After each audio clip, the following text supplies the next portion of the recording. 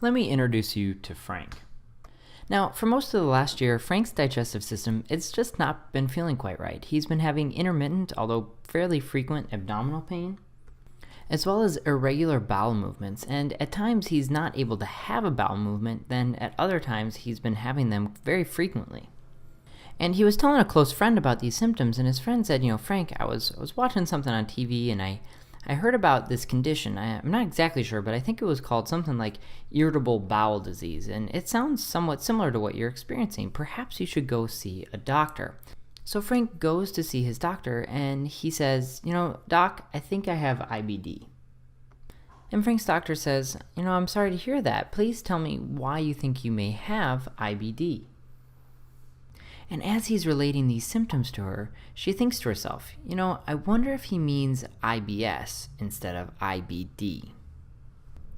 And so his doctor responds, Frank, I'm concerned you may have a condition known as irritable bowel syndrome, which is commonly referred to as IBS. And Frank says, isn't that IBD? And his doctor replies, that's a common mistake. Unfortunately, there are two different conditions with very similar acronyms. They are irritable bowel syndrome, or IBS, and inflammatory bowel disease, or IBD. Let's learn about the differences between IBS and IBD. So let's start on the left here with irritable bowel syndrome, or as it's more commonly referred to, IBS. But what exactly is a syndrome? To help get a better idea, let's think about a car.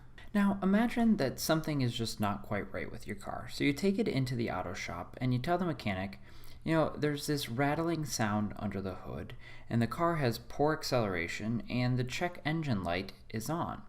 So the mechanic says, it sounds like it may be car engine rattling syndrome. And that can be caused by many different things. It could be a loose part in the engine, a loose fan belt, or perhaps even low oil. Now, car engine rattling syndrome may not be a real thing, but it demonstrates the idea that a syndrome is not defined by the underlying cause of the problem. See, there's multiple different causes for this one syndrome, but instead by the sounds and effects that it has on the car. Similarly, in medicine, syndromes are conditions that are defined by a set of clinical signs and symptoms, and not necessarily by their underlying pathologic mechanisms. In fact, most syndromes can be caused by multiple different mechanisms that end up having the same presentation. So, irritable bowel syndrome is a condition that's defined by a specific set of signs and symptoms, which we will discuss in just a moment. Now, this is different from inflammatory bowel disease, or IBD. So, inflammatory bowel disease is not a syndrome. It is a group of two disorders that occur due to a known mechanism, specifically inflammation. And these disorders are Crohn's disease and ulcerative colitis. So, what are the differences between the two? Well, for irritable bowel syndrome, the diagnosis is made clinically, based on the frequency and duration of symptoms, specifically recurrent abdominal pain or discomfort at least 3 days per month for at least 3 of the last 6 months, plus 2 or more of the following: pain that is improved with the bowel movement, or the onset of pain is associated with a change in bowel movement frequency, such as constipation or diarrhea, and lastly, the onset of the pain is associated with a change in the form of the stool. So these are the symptoms Frank was experiencing. Now, the cause or pathologic mechanism of IBS is unknown, and this is part of the reason why it's classified as a syndrome. Now, similar to IBS, the exact cause of inflammatory bowel disease is not well understood. However, the underlying pathologic mechanisms that result in Crohn's disease and ulcerative colitis are known and can be identified. So in both of these diseases, there is an inappropriate inflammatory response. And this occurs within different portions of the digestive tract, and it results in identifiable and observable pathologic intestinal damage. And it's these pathologic changes that are necessary to make the diagnosis of inflammatory bowel disease. Now, for ulcerative colitis, the damage is contained within the large intestine. Whereas with Crohn's disease, the damage can occur anywhere throughout the GI tract. Really, it can occur anywhere from the mouth to anus. Let's briefly discuss some of the differences between irritable bowel syndrome and inflammatory bowel disease in regards to treatment. And we're going to break these treatments into two groups, which we'll call symptom-focused and mechanism-focused.